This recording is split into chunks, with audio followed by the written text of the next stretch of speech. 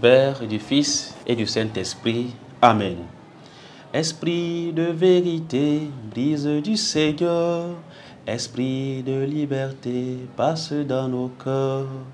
Esprit de vérité, brise du Seigneur, esprit de liberté, passe dans nos cœurs. Évangile de Jésus-Christ selon saint Marc. Ce jour-là, le soir venu, Jésus dit à ses disciples, « Passons sur l'autre rive. » Quittant la foule, ils emmenèrent Jésus, comme il était dans la barque, et d'autres barques l'accompagnaient. Survient une violente tempête.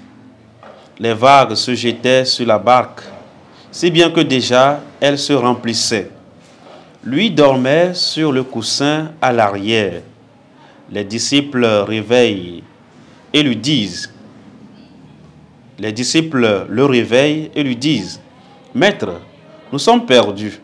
Cela ne te fait rien. » Réveillé, il menaça le vent et dit à la mer, « Silence, tais-toi. » Le vent tomba et il se fit un grand calme.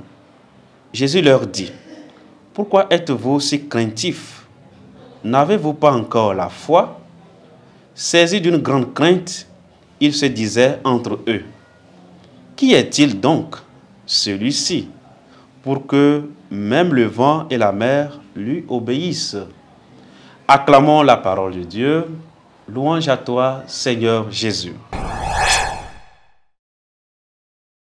Bien-aimés de Dieu, aujourd'hui nous sommes le samedi 1er février 2025, le premier jour du mois, un nouveau mois qui commence, une nouvelle opportunité que le Seigneur nous offre en ce jour, en ce début de mois.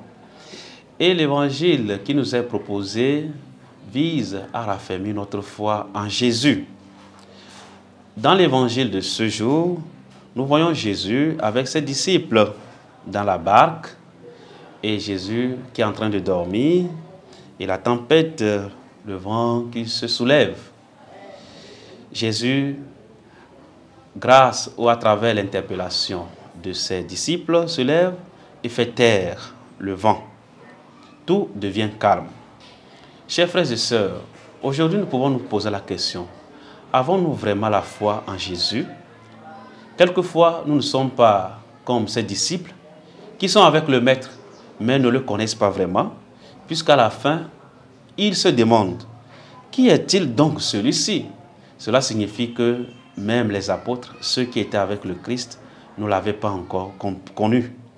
Voilà pourquoi le Seigneur leur demande, n'avez-vous pas encore la foi?